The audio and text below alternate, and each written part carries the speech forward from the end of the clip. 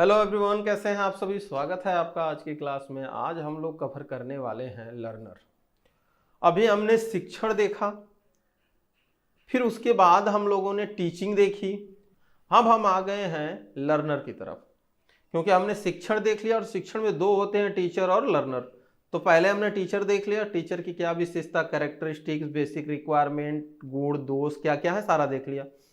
अब हम क्या करने वाले हैं आज की क्लास में, हम लोग कवर करने वाले हैं लर्नर क्या होता है, विद्यार्थी कौन है, क्या होता है, कैसा होना चाहिए, क्या उसकी ज़रूरतें हैं, किस तरह का उसका स्वरूप है, क्या उसकी विशेषता है, क्या उसके कॉन्सेप्ट हैं। ये सारा कुछ जानने का प्रयास करेंगे हम लोग धीरे धीरे। अभी आज तो हम लोग समझेंगे कि लर्नर होता क्या है, एक विद्यार्थी होता क्या है। तो देखो, जो भी मनुष्य है जो इस धरती पे जन्म लिया है, वो जन्म लेते ही सीखना शुरू कर दिया, और सीखना शुरू कर दिया मतलब क्या है, वो लर्नर है। वो कौन सा है, वो अभ्यर्थी है, विद्यार्थी है। क्या करेगा, वो सीखने का प्रयास करेगा। मनुष्य जीवन में हर समय सीखता है, जन्म से लेकर मृत्यु तक सीखता है, क्योंकि कहीं ना कहीं उसे कुछ न कुछ सीखने को तो मिल ही जाता है। कोई भी एक स्टूडेंट है अगर, तो वो 7 प्रकार से भिन्न हो सकता है एक दूसरे से। ठीक है, तो सबसे पहले वही है कि नया ज्ञान कौशल जानकारी सीख रहा हो, उसे क्या कहते हैं, लर्नर कहते हैं। सीखने वाला क्या है भैया, नया जानकारी कौशल। यानी कि यूं कह लें तो इस धरती पर आने वाला हर मनुष्य एक लर्नर है, एक विद्यार्थी है। वह किस लेवल का विद्यार्थी है वो डिपेंड करेगा इन 7 चीजों पे। ठीक है, तो सबसे पहले इनकी विभिन्नताओं के कारण देख लेते हैं कि क्या कारक हो सकते हैं कि विद्यार्थी एक दूसरे से भिन्न होते हैं।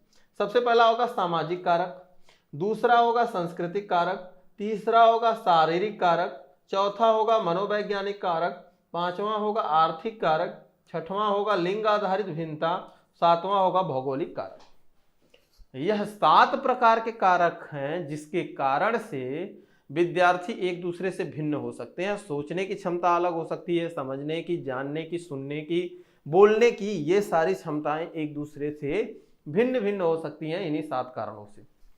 अब सारा कुछ इस 7 कारण में है, अब समझते हैं इस 7 कारणों को।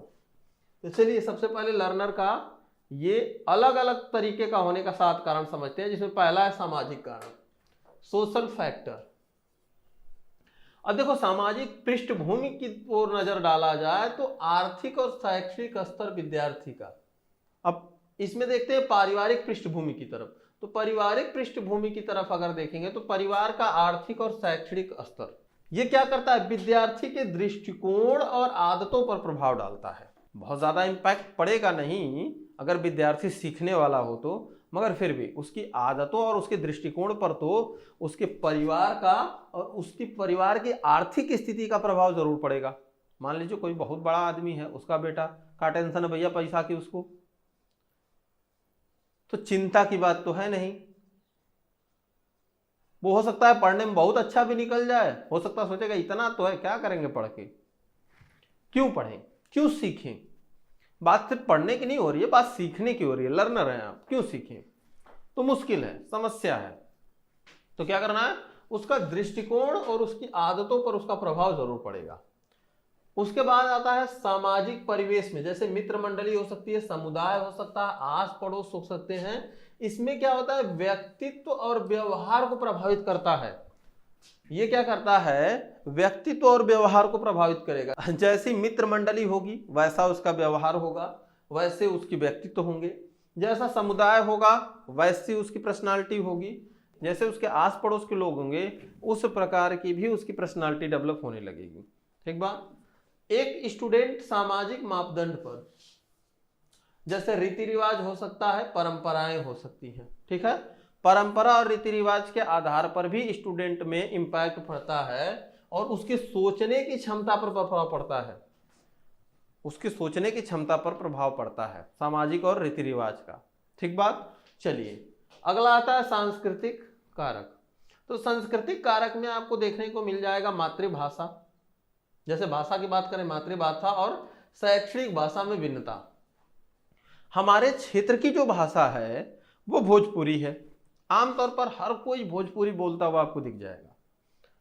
नॉर्मली अगर नॉर्मल कम्युनिकेशन हो रहा है तो वहां पे भोजपुरी ही बोलना पसंद करते हैं लोग। ठीक बात। मगर जैसे ही कोई प्रोफेशनल वर्क आता है तो हिंदी में आ जाते हैं, यानी दो भाषाओं में हम लोग बड़े कंफर्टेबल फील करते हैं।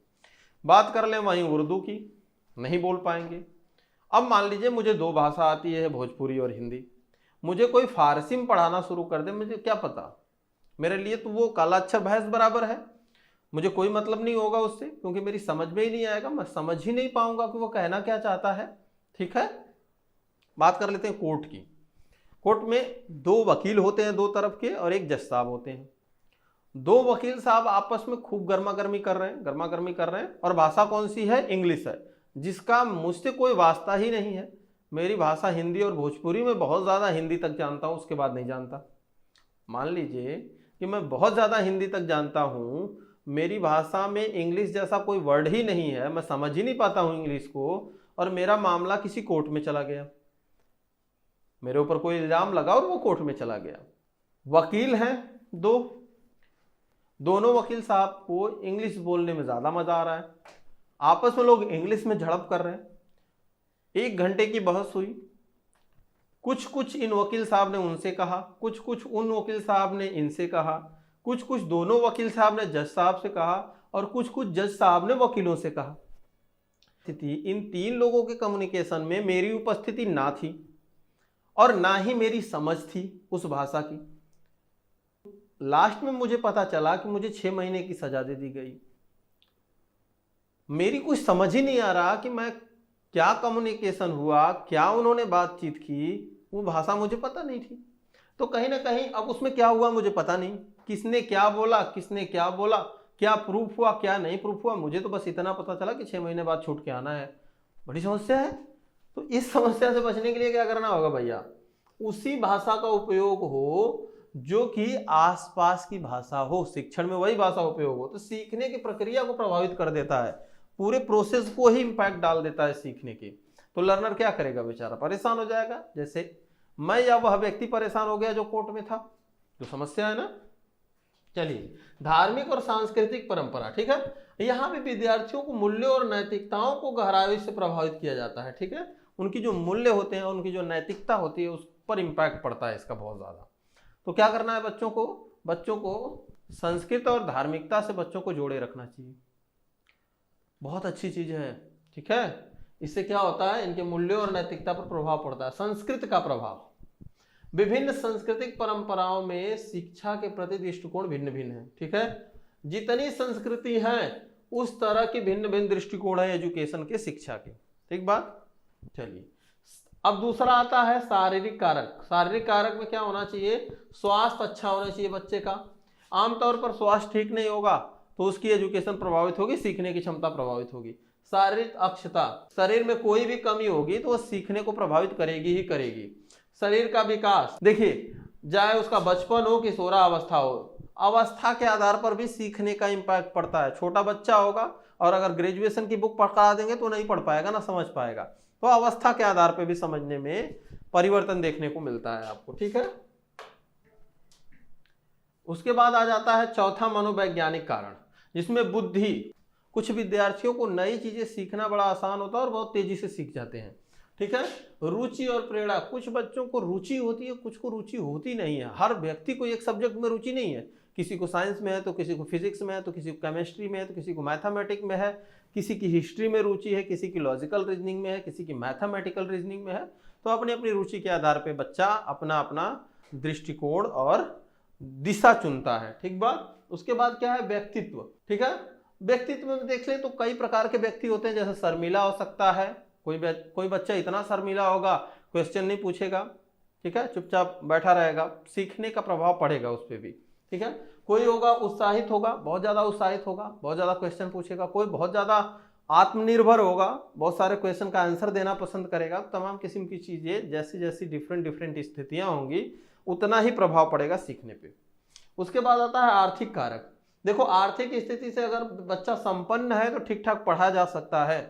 अगर आपके पास इन्वायरमेंट ठीक हो, आपका जो टेम्परेचर रूम का है ठीक हो, ये सारी व्यवस्थाएं आपके पास हो, आज आधुनिक समय है तो आपको हर वह व्यवस्था मिल सके जिससे कि आप एजुकेशन ठीक ठाक कर पाएँ, तो एक बच्चा अच्छी एजुकेशन कर सकता है। तो आर्थिक समस्याओं का भी सामना करना पड़ता है एजुकेशन में, और डिफरेंट डिफरेंट आर्थिक स्थिति के लोगों में डिफरेंट डिफरेंट तरीके का लर्निंग कैपेसिटी देखने को मिलता है।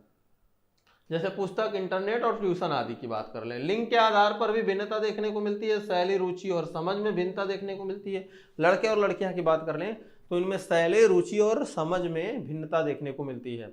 जो शैली है कार्य करने की उसमें भी भिन्नता होगी, बात कर लें रुचि में, इंटरेस्ट में भी भिन्नता होगी, और बात कर लें समझ में, उसमें भी भिन्नता होगी। पारंपरिक और रूढ़िवादी सोच, भौगोलिक कारक में अगर देखा जाए तो ग्रामीण और शहरी पृष्ठभूमि में, ग्रामीण और शहरी में भी भिन्नता देखने को मिल जाएगी। बात कर लें जलवायु, वातावरण, जैसे समय, ऊर्जा, एकाग्रता का प्रभाव देखने को मिल जाएगा। शहर के बच्चे अलग लेवल के होते हैं, गांव के बच्चे अलग लेवल के होते हैं। ये नहीं मैं कहूँगा कि शहर के बच्चे बहुत तेज होते हैं पढ़ने में तेज तो गाँव वाले भी होते हैं, काफ़ी तेज होते हैं, और कहीं उनकी तुलना में ज़्यादा तेज होते हैं, मगर हाँ उनके जैसा इन्वायरमेंट इनको नहीं मिल पाता। हाँ, अगर कोई गांव बहुत ठीक है, इन्वायरमेंट उसका ठीक ठाक है, सारे बच्चे वहाँ के पढ़े लिखे हैं, तो गांव से बड़ी, शहर से लाख गुना बढ़िया गांव है, मगर बात वही है कि इन्वायरमेंट ठीक ठाक नहीं मिल पाता है। ठीक बात। तो ये रही आज की आपकी क्लास, जिसमें हमने कवर किया यह 7 कारण जिससे कि विद्यार्थियों को विभिन्न किया जा सकता है, बांटा जा सकता है। ठीक बात। चलिए अगली क्लास में फिर मिलेंगे, तब तक आप सब अपना तैयारी करते रहें, धैर्य बनाए रहें, फिर मुलाकात होगी। थैंक यू एवरीवन, बहुत बहुत धन्यवाद। Thank you.